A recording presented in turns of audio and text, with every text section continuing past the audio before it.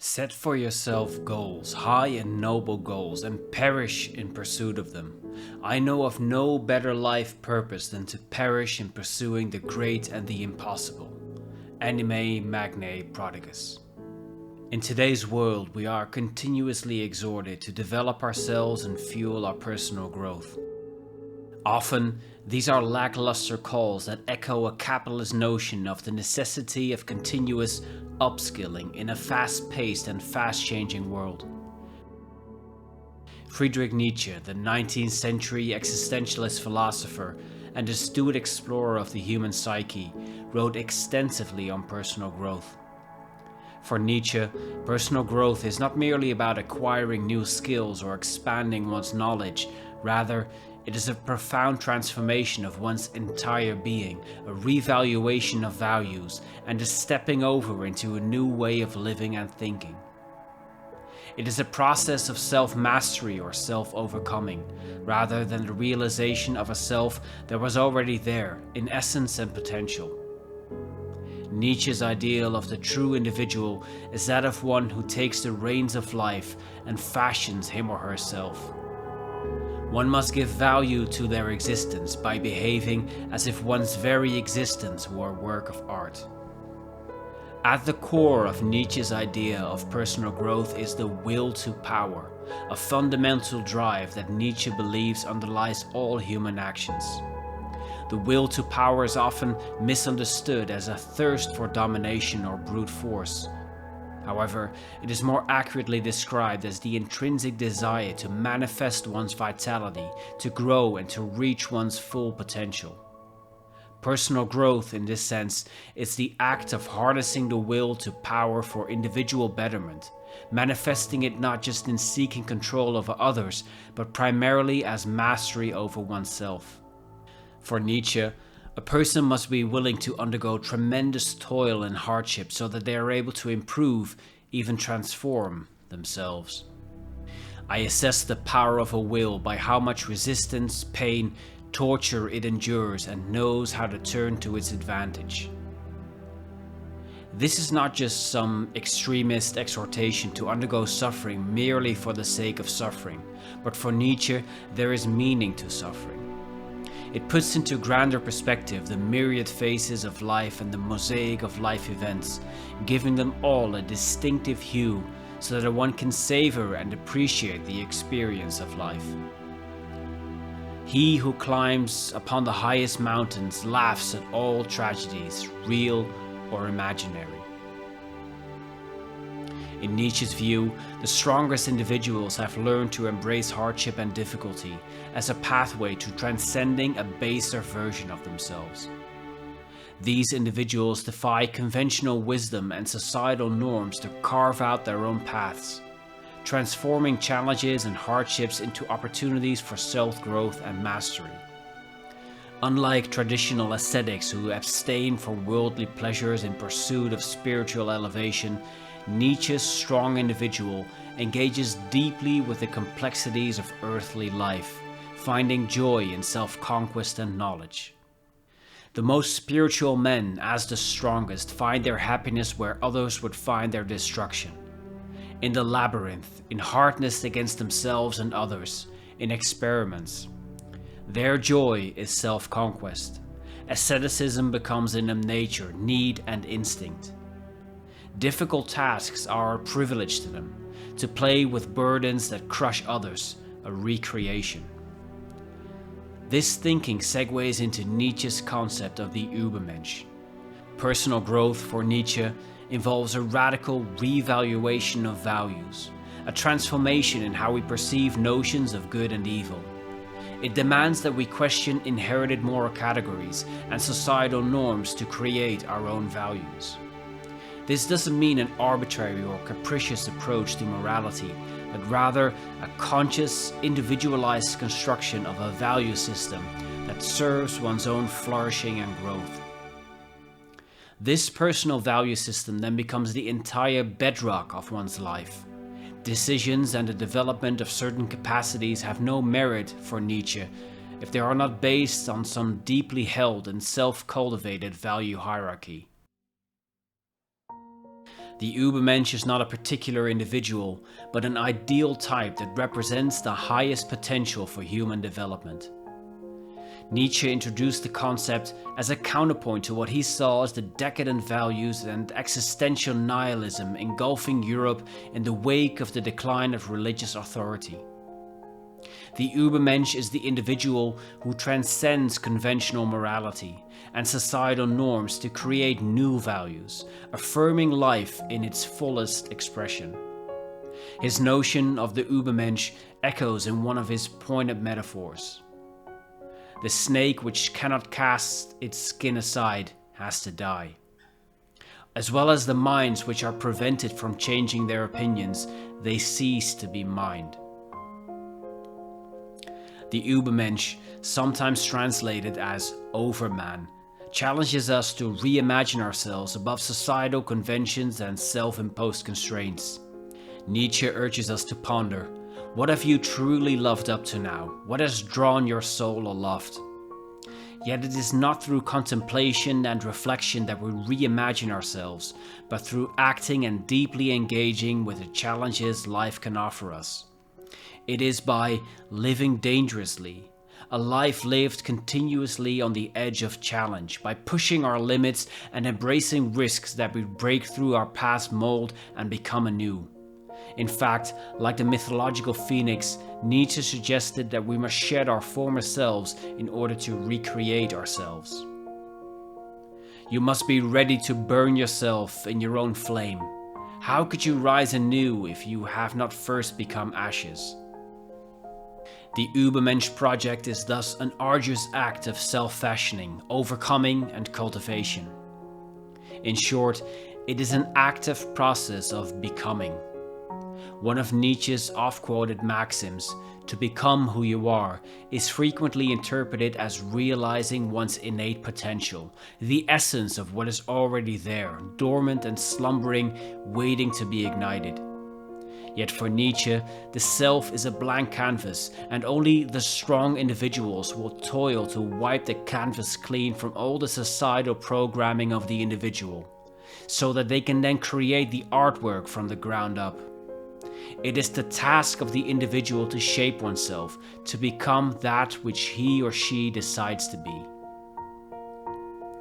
No one can construct for you the bridge upon which precisely you must cross the stream of life. No one but you, yourself alone.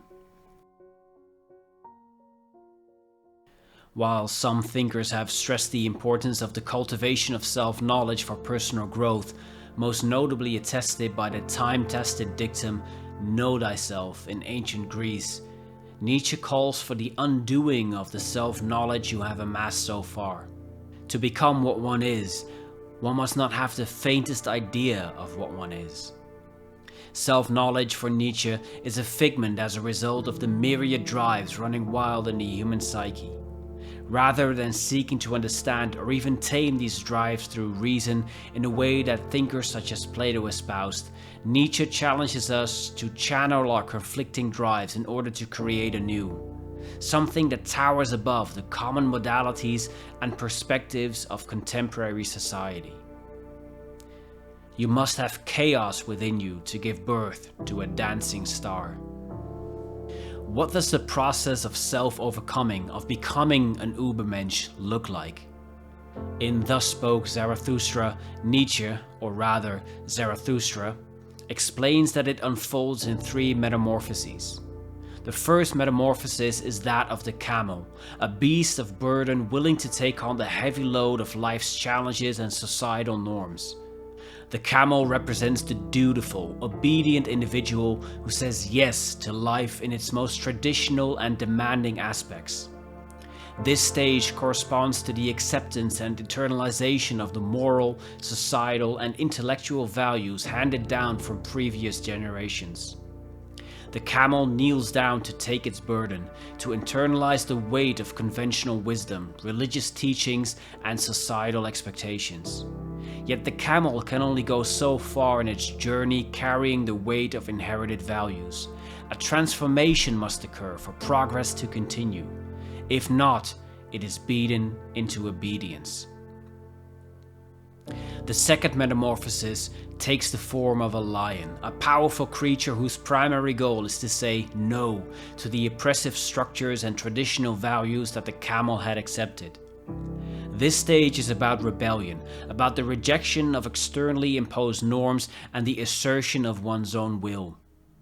The lion wishes to conquer its freedom, and for that it must battle the great dragon, whom Nietzsche names "thou shalt," the embodiment of all societal norms, taboos, and traditional values. By saying no, the lion clears a space for new values, yet it is not the stage where these new values are created. The lion's strength is in its ability to negate, to destroy the old, but it does not possess the capability to build the new. In Zarathustra's words, "In the loneliest desert, however, the second metamorphosis occurs. Here the spirit becomes a lion who would conquer his freedom and be master in his own desert. Here he seeks out his last master. He wants to fight him and his last god. For ultimate victory, he wants to fight with the great dragon. Who is the great dragon whom the spirit will no longer call Lord and God? Thou shalt is the name of the great dragon. But the spirit of the lion says, I will. Thou shalt lies in his way, sparkling like gold, an animal covered with scales, and on every scale shines a golden thou shalt. Values, thousands of years old, shine on these scales, and thus speaks the mightiest of all dragons. All value of all things shines on me. All value has long been created, and I am all created value. Verily, there shall be no more I will. Thus speaks the dragon. My brothers, why is there a need in the spirit for the lion? Why is not the beast of burden, which renounces and is reverent, enough? To create new values, that even the lion cannot do. But the creation of freedom for oneself, for new creation, that is within the power of the lion. The creation of freedom for oneself and a sacred no even to duty, for that, my brothers, the lion is needed. To assume the right to new values, that is the most terrifying assumption for a reverent spirit that would bear much. Verily, to him it is praying, and a matter for a beast of prey. He once loved thy shalt as most sacred, now he must find illusion and even caprice in the most sacred. That freedom from his love may become his prey. The lion is needed for such prey. The lion creates new freedom for oneself, but cannot create values. That task falls to the third and final metamorphosis, the child. The child represents the yes-saying spirit, the affirmation of life and the creation of new values. Having negated the old laws and beliefs, the spirit must now engage in the act of self-overcoming, becoming a law unto itself. The child, innocent and creative, represents a new beginning and the affirmation of life in all its complexity. Unlike the lion, which can only negate, the child possesses the ability to create, to play, and to affirm. It is in this stage that one comes closest to the idea of the Ubermensch, the individual who has the courage and creativity to craft his own values and affirm life, even with all its inherent suffering and challenges. The three metamorphoses thus represent the transformative journey from carrying the weight of conventional values to negating those values that do not serve the flourishing of life, and finally to affirming one's own existence through the creation of new values. This transformation requires hard work, discipline, and suffering. Like a sculptor, we sculpt the persons we seek to become and the lives we envisage, free from social mores and norms. The strong individual is constantly striving and acting so that one can become who they are, not through mere armchair reflection, but by constantly exploring and seeking to extend one's own horizon. Healthy, strong individuals seek self-expansion by experimenting and by living dangerously. Life consists of an infinite number of possibilities, and a healthy person explores as many of them as possible. The good life is ever-changing, challenging, devoid of regret, intense, creative, and risky.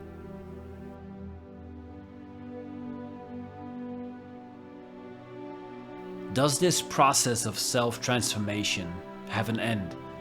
Or are we faced with an endless current of toil and hardship simply for the sake of self-overcoming? While Nietzsche would likely caution against becoming all too satisfied with oneself and one's life, he does offer some comforting solace through the thought experiment of eternal recurrence. The question whether one would wish for the infinite repetition of one's life course. No greater affirmation of life is possible than to wish every part of it to return to you forever. It is the sublime moment when a person can look at his life, no matter what it consists of, good, bad, or indifferent, and find within himself the desire never to be freed from any aspect of it that allows a human being to be transformed into an Ubermensch, the supreme life affirmer.